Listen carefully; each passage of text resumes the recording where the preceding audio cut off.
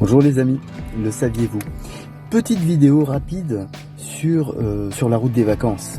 Voilà, alors quelques recommandations. Première recommandation, c'est vous hydrater.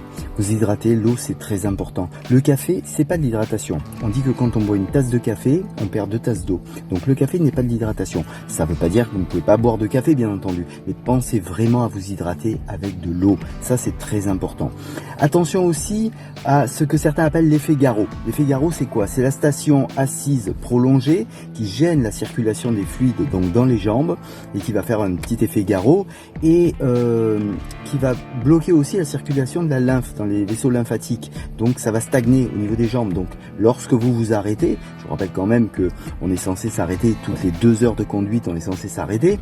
Lorsque vous vous arrêtez, pensez à marcher, ne restez pas assis dans la voiture, voilà. Donc pensez à marcher, à vous déplacer. Certaines aires d'autoroute ont des parcours sportifs, c'est pas pour rien. Hein, il faut vraiment se marcher, bouger, ça c'est important. La troisième des recommandations, c'est le repas. Toujours compliqué.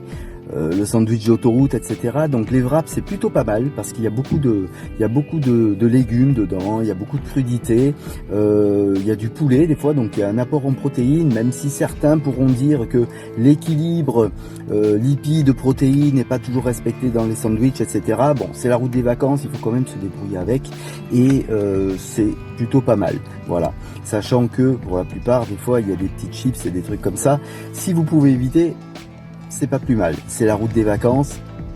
Moi le premier, je le dis, c'est compliqué de se nourrir comme ça sur le trajet dans la voiture, etc. C'est toujours compliqué. Voilà, donc essayez de privilégier ça, ou alors préparez à l'avance. Préparez de la salade César. La salade César, c'est la vie. C'est plein de légumes, vous pouvez mettre des champignons, vous pouvez mettre des tomates, des petits grains de maïs, du poulet dedans. Vous avez tout ce qu'il vous faut. En plus, vous la faites vous-même et vous mettez l'assaisonnement qui vous convient. Voilà, les amis. En tous les cas, passez de bonnes vacances, soyez prudents sur les routes des vacances et pensez, encore une fois, à vous hydrater.